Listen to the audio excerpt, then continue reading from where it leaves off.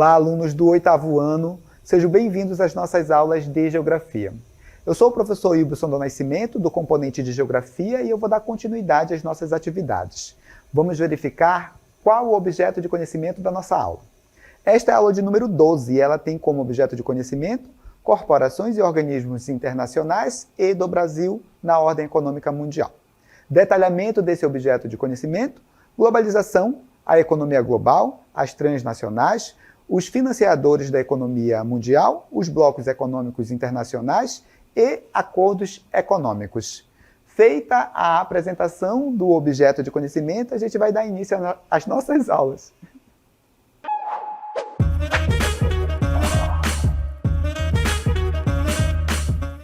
Nesta aula, nós vamos falar de globalização, nós vamos destacar quais são as principais características da globalização, o que é a globalização, pensar ali em uma definição também. Vamos compreender quais são os pontos positivos, os pontos negativos em relação à globalização. Mas para além da globalização, nós iremos estudar também as chamadas empresas transnacionais. Temos aqui uns nomes que vocês estão vendo, como Samsung, Toyota, Mercedes, dentre outros, que são empresas consideradas ali transnacionais. A gente vai entender o que é e como elas funcionam também. Além disso, a gente vai compreender durante essa aula a questão da formação ali dos blocos econômicos. Tanto as transnacionais como a formação dos blocos econômicos, elas surgem ali dentro de um contexto de um mundo mais globalizado, certo? Mas a gente vai por etapas e primeiramente a gente vai compreender o que é a globalização, a começar com a definição. Acompanhe comigo. Olha só. A gente pode dizer que a globalização é um processo, um intenso processo na realidade, de integração, de conexão, integração política, econômica e também cultural e mundial, tá certo? E essa integração econômica, política e cultural, ela é marcada ali pela questão dos avanços nos meios de transporte e também nos meios de comunicação, certo? Bem, eu gostaria de destacar duas questões aqui com vocês, certo? Primeira questão é em relação a essa conexão política, econômica e cultural com todos os lugares do mundo, tá? Eu gostaria que vocês entendessem que isso até ocorre, essa conexão, essa ligação entre os diferentes lugares, os diferentes povos, ela acontece. Mas ela não é igual, ela não é homogênea em todos os territórios, entre todos os povos também. Então, em alguns lugares, como por exemplo, nas nações mais desenvolvidas, a globalização ela é mais intensa. Em outros lugares, como por exemplo, as nações subdesenvolvidas, a globalização é menos intensa em algumas regiões. Então ela atinge todo o planeta, mas não de forma igual, de forma diferente, tá certo?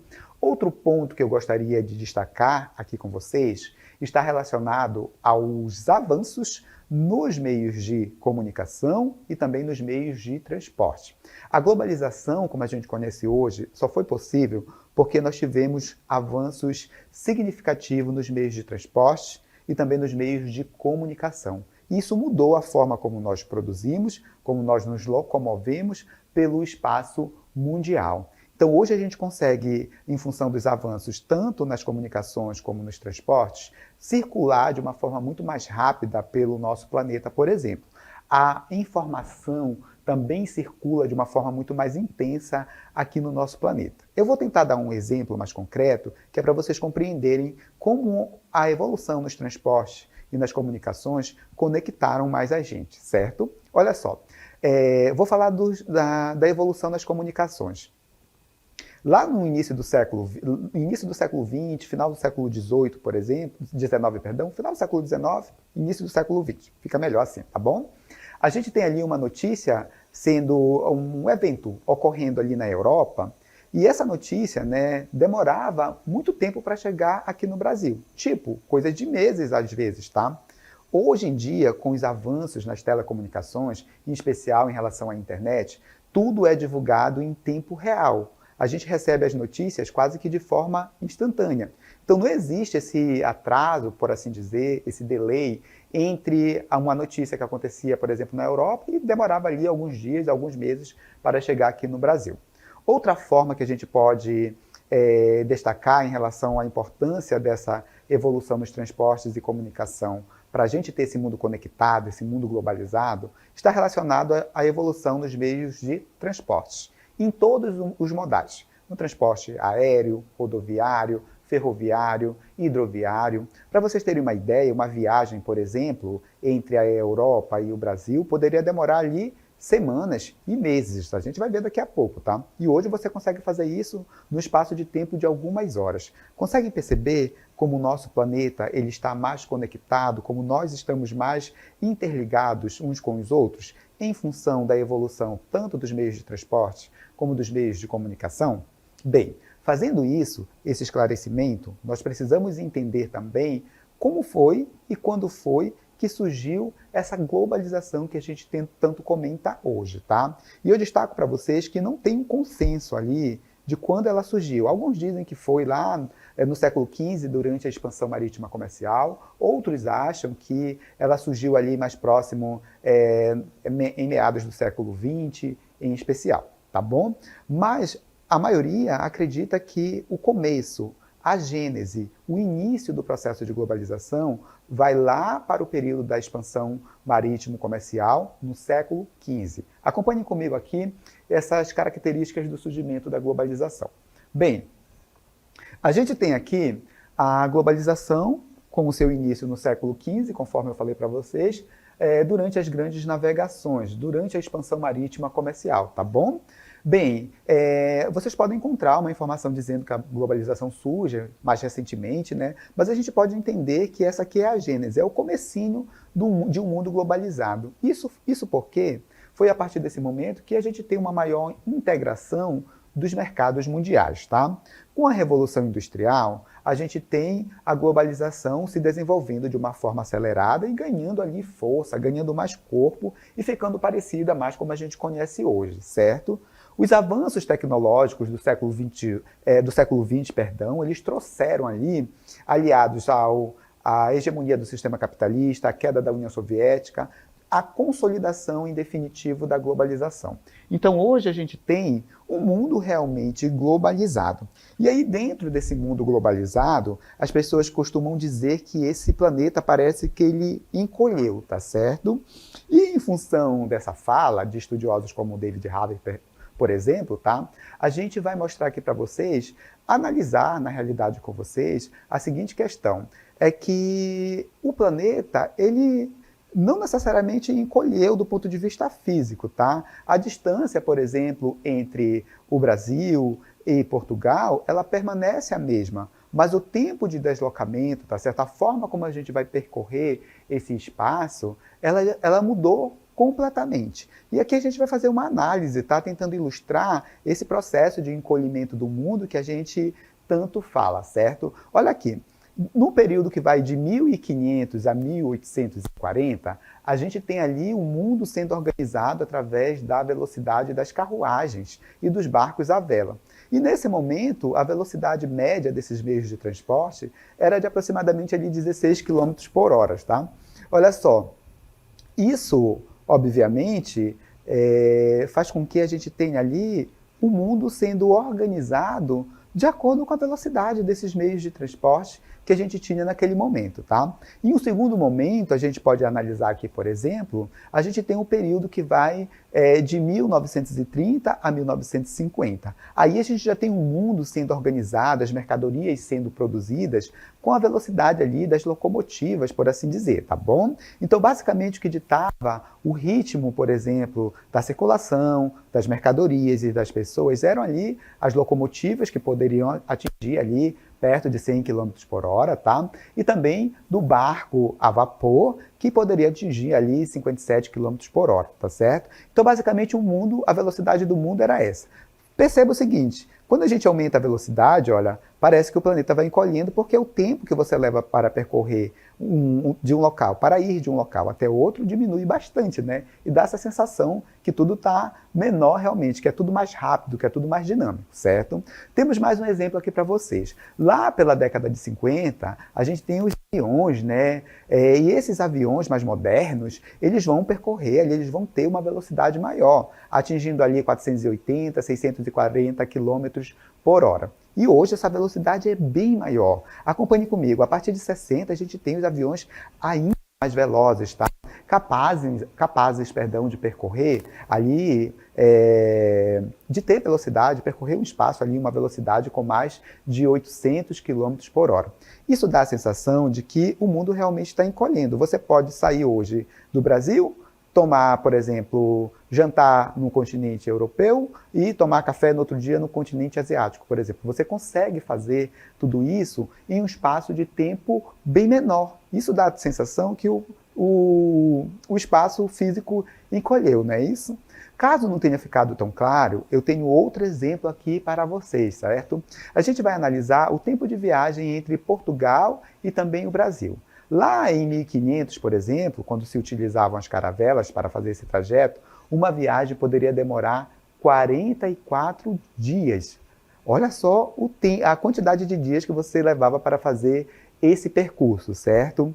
E aí, turma, 44 dias era se tudo acontecesse como planejado, se os ventos ajudassem, se a gente não tivesse muitos temporais, se os navegadores não se perdessem, tá? Mas se algo desse errado, essa viagem poderia demorar ali, tipo, 2 meses, até 3 meses, tá? Certo? Isso quando eles tinham a sorte de chegar ao destino final. Hoje, essa mesma viagem, por exemplo, entre Portugal e uma cidade do Brasil, tipo Natal, lá aqui no Nordeste brasileiro, a gente pode ter ali essa viagem demorando em torno de 7 horas e 8 minutos. Conseguem perceber a diferença? Enquanto lá no período da expansão marítimo-comercial, a gente tinha essa viagem entre Portugal e Brasil, ou Brasil e Portugal, como queiram, tá?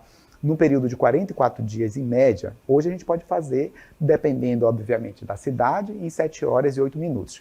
Consegue compreender a importância da evolução desses meios de transporte e também nos meios de comunicação para interligar, para conectar os diferentes lugares do nosso planeta, tá? E ali fazer também com que a gente tenha uma troca mais intensa de informação, de conhecimento e também uma troca mais intensa com outras culturas, certo? Mas bem, a globalização não é só esse mar de rosas ali, aqui que eu estou mostrando para vocês, tá? E eu tenho um importante geógrafo, né? Tem um importante geógrafo chamado de Milton Santos, ele já faleceu, tá? Mas assim, ele conseguiu pensar em alguns aspectos dessa globalização. E ele fez a gente pensar sobre o quanto essa globalização, ela também é permeada de problemas, tá? Então ele tem algumas visões em relação à chamada globalização, e é o que a gente vai ver nesse momento, tá? Ele diz o seguinte, que a globalização, ele vê, na realidade, a globalização como uma fábula. O que isso significa dizer, professor? O que significa dizer que a globalização ela é uma fábula? Olha, segundo Milton Santos, a gente compra muito da imagem que se vende em relação à globalização, que é esse fenômeno capaz de conectar os lugares, que é esse fenômeno capaz de encurtar as distâncias, que é esse fenômeno capaz de conectar pessoas em diferentes lugares do planeta e também permitir uma maior circulação de mercadorias pelo território. Então, isso é uma imagem muito que se vende acerca da globalização. Por isso a palavra fábula. O que é uma fábula? É quando a gente tem ali uma história, né, um pouco que fantasiosa. Não é bem daquela forma e nem pode ser bem daquela forma. E aí a gente entra no segundo ponto, numa segunda perspectiva que ele tem em relação à globalização. Acompanhe comigo. Ele diz também que essa globalização ela é perversa, tá bom? E aí, professor, o que ele quer dizer quando ele fala, né, que a globalização ela é perversa? Ele está tentando dizer que essa globalização ela não atinge a todo mundo de forma igual, tá certo? A globalização existe, ela está aí, mas ela está aí para quem tem dinheiro, para quem pertence a uma classe social, por assim dizer, que tem mais poder aquisitivo, por exemplo. Você pode fazer uma viagem entre o Brasil e Portugal rápida, tipo de 8, 7 horas, como eu falei para vocês, mas vocês precisam ter dinheiro para comprar uma passagem, por exemplo. Outro ponto importante que ele destaca acerca da perversidade do processo de globalização é que a globalização amplia as desigualdades sociais entre pessoas de um determinado país, por exemplo, e entre os diferentes países do mundo. Por isso ele vê a globalização como perversa, tá? Isso é só um dos exemplos aqui que eu poderia citar para vocês. Mas ele também vê a globalização como uma possibilidade. E aí ele vai dizer o seguinte, acompanhe comigo. Bem, ele diz que a gente pode ter uma outra globalização, tá certo? E o que ele quer dizer com a frase a gente pode ter uma outra globalização? Ele está dizendo que a gente pode se apropriar da globalização em favor da gente, né? Para diminuir, por exemplo, as desigualdades sociais, para facilitar o acesso da população à informação. Olha só esse formato que nós estamos tendo aula aqui. Eu estou dentro de um estúdio aqui e vocês estão acompanhando essa aula aí dos mais diversos lugares aqui do estado do Amazonas. Olha, isso só é possível porque nós vivemos em um mundo globalizado, porque nós tivemos a evolução dos meios de comunicação em especial. Olha que coisa bacana! A gente é capaz de ter uma aula dentro desse formato aqui que vocês estão fazendo ali, né, cumprindo ali a educação escolar de vocês, cursando ali o ensino fundamental. Isso é bacana, isso é uma forma da gente usar a globalização a favor da gente. Então ele vê a globalização como uma possibilidade da gente também mudar a realidade que a gente tem, certo? Bem, feito esse esclarecimento, a gente vai analisar o que a gente chama de pontos positivos e de pontos negativos em relação ao processo de globalização. Acompanhe comigo. Olha só, temos aqui um quadro, tá? Isso é só mais para fins didáticos. E aí a gente tem os pontos que a gente considera positivos e os pontos que a gente considera negativos. Professor, todos os pontos positivos realmente são positivos? A gente vai ver, tá? Integração social e econômica. A gente até tem uma integração social e econômica, mas se a gente pensar que a globalização também pode erguer muros, a gente tem, por exemplo, a fronteira do México com os Estados Unidos. Tem um grande muro separando ali os dois países. Então, realmente, nós estamos integrados, nós estamos ali interligados dentro dessa aldeia global, por assim dizer. Bem, os avanços tecnológicos e científicos, isso é muito importante de fato, tá? Então é um ponto positivo. Aumento da produção e do consumo. Isso é um ponto positivo até certo ponto, tá? A gente vai analisar ali um contraponto e vai ver que isso também traz uma questão muito negativa, que é a poluição, o consumo irracional, dentre outros. Pontos negativos. Crescimento da economia informal, a globalização agrava ali as desigualdades sociais, ampliação da concorrência em nível mundial. Então, muitas das vezes, a concorrência acaba quebrando pequenos negócios. Lembram das farmácias de bairro que nós tínhamos? Antes, todo mundo, toda a cidade, né, as cidades maiores, de uma forma geral, tinha uma farmácia ali que era do seu Antônio e do seu Francisco. Hoje em dia, as redes de farmácia, né, as grandes redes de farmácia, elas acabaram ali com essas farmácias de bairro. Então, a gente vê só as farmácias, perdão, de marcas mais famosas. Vou falar marca, tá? Então, a gente quase não tem mais, perdão, as farmácias lá do seu Francisco, do seu Antônio, que antes era muito comum. Isso é a concorrência, tá? Isso é essa dinâmica desse mundo globalizado, essa é a lógica do mercado também. Dando continuidade. A gente verifica também que a gente tem impactos ambientais provocados ali pela globalização, como o uso irracional dos recursos naturais, como a produção de lixo em função especialmente do aumento da produção e também do aumento do consumo, certo? Bem, outro ponto que eu gostaria de destacar com vocês é sobre o surgimento das transnacionais. O que são essas transnacionais, professor?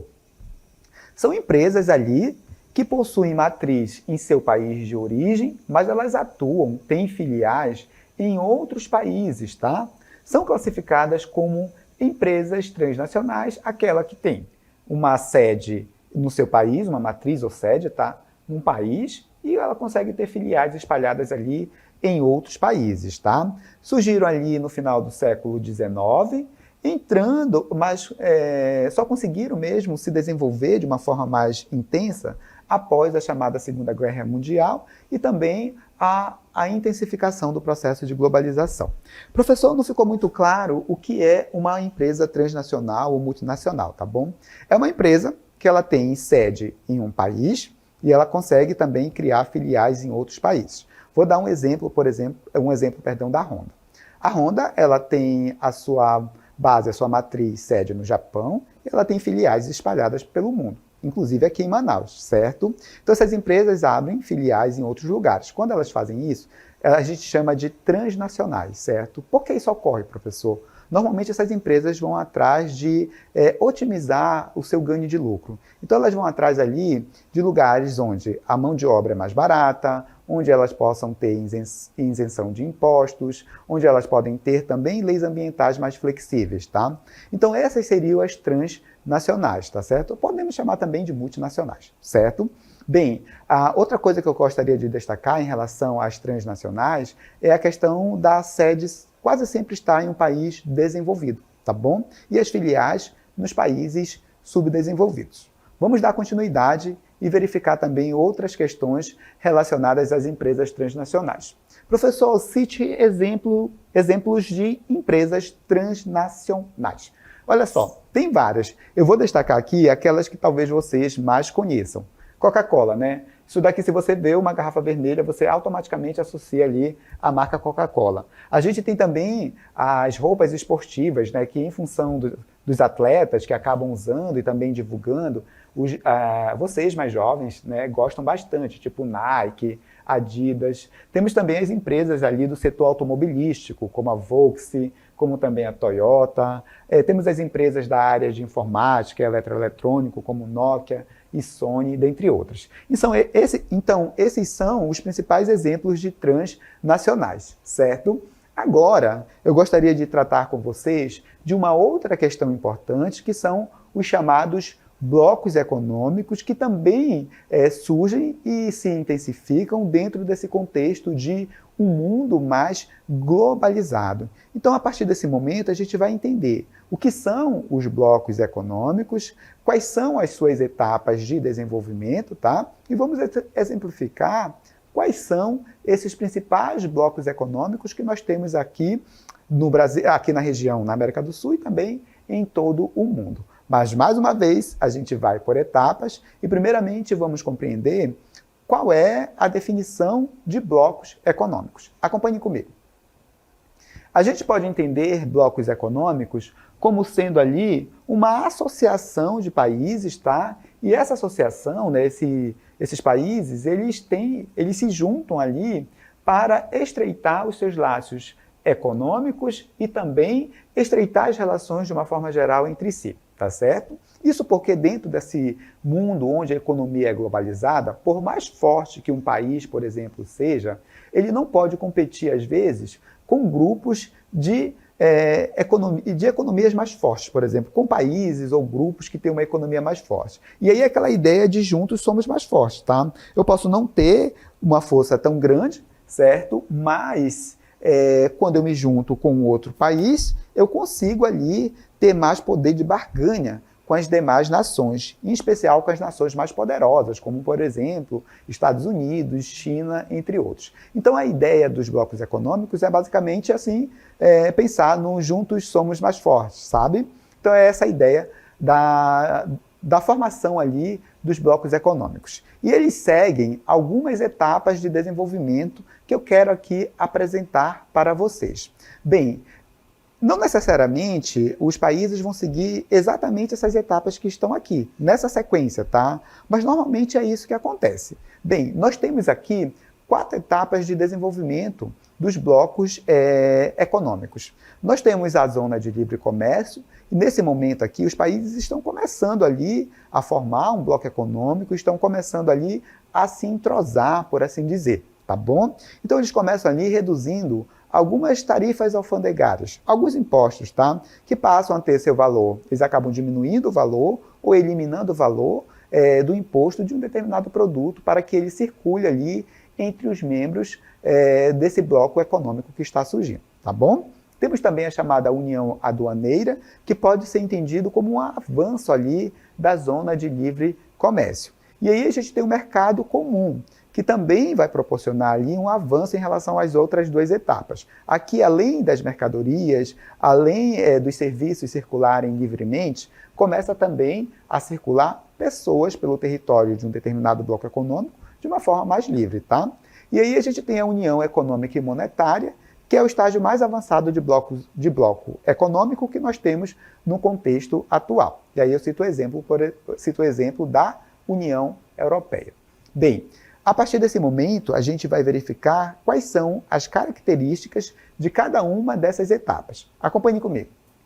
Bem, a gente tem a zona de livre comércio, que é ali uma área geográfica onde as barreiras comerciais, tais como alfandegárias, restrições à importação e exportação, elas acabam sendo reduzidas ou até mesmo eliminadas para facilitar o comércio, né? Permitindo que os produtos e serviços circulem de uma forma mais livre dentro da área chamada de zona de livre comércio, certo? Dando continuidade, a gente tem uma outra etapa, que é a união aduaneira, e nessa etapa a gente pode ter a abolição das tarifas alfandegárias nas relações comerciais entre os países que compõem um determinado bloco econômico, certo? Bem, ela é definida basicamente, sua principal marca é a criação de uma tarifa externa comum, que é aplicada ali aos países que estão fora desse bloco econômico.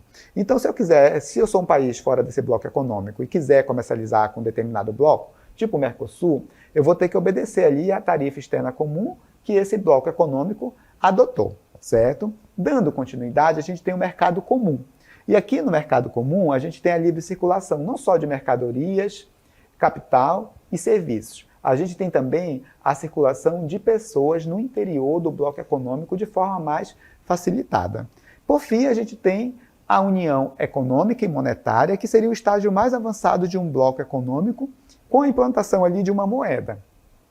Então, os países que compõem esse bloco econômico, eles usam uma moeda para todos os países. Então, eles adotam ali uma moeda que serve para todos os países que compõem o bloco econômico. É o caso, por exemplo, da União Europeia, que adota ali o euro como moeda oficial, certo? Como sua moeda. Temos também os pontos positivos dos blocos econômicos, e eu vou destacar aqui para vocês alguns. Facilita o comércio, promove ali o fortalecimento e a competitividade também, estimula os investimentos estrangeiros e também a gente tem ali a cooperação em áreas estratégicas e a redução dos conflitos. Tu imagina que um país, por exemplo, não se dá bem com outro, decide se juntar ali no bloco econômico e conseguem ali restabelecer suas relações. Então ajuda também na redução desses conflitos mais regionais. Temos também os pontos negativos, tá? Como, por exemplo, eles reduzem ali a possibilidade de expansão da economia nacional. Então, às vezes, o país acaba crescendo menos em função dos interesses do bloco como um todo, certo? Podem também provocar o desemprego e a retração em certos setores industriais. Tudo bem? Dando continuidade, a gente vai verificar agora quais são esses principais blocos econômicos que nós temos. Eu vou citar aqui alguns, não são todos, tá certo? Mas vocês vão ver aqui alguns dos blocos econômicos mais importantes que a gente tem. Vou começar aqui com o que está mais avançado, né, que é a União Europeia, que já está ali numa união econômica e monetária, tem uma moeda ali que é do bloco, no caso o euro.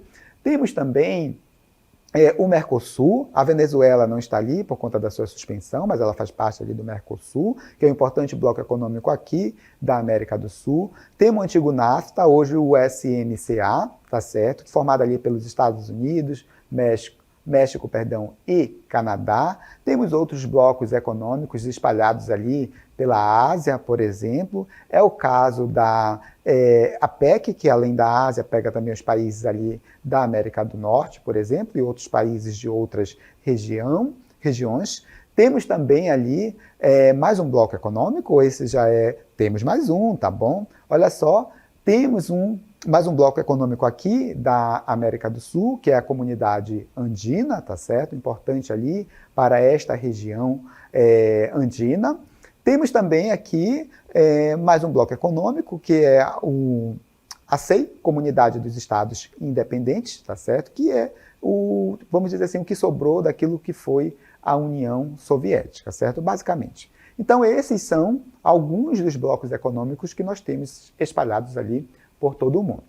Bem, espero ter contribuído. Aliás, com isso, a gente encerra o conteúdo desta aula.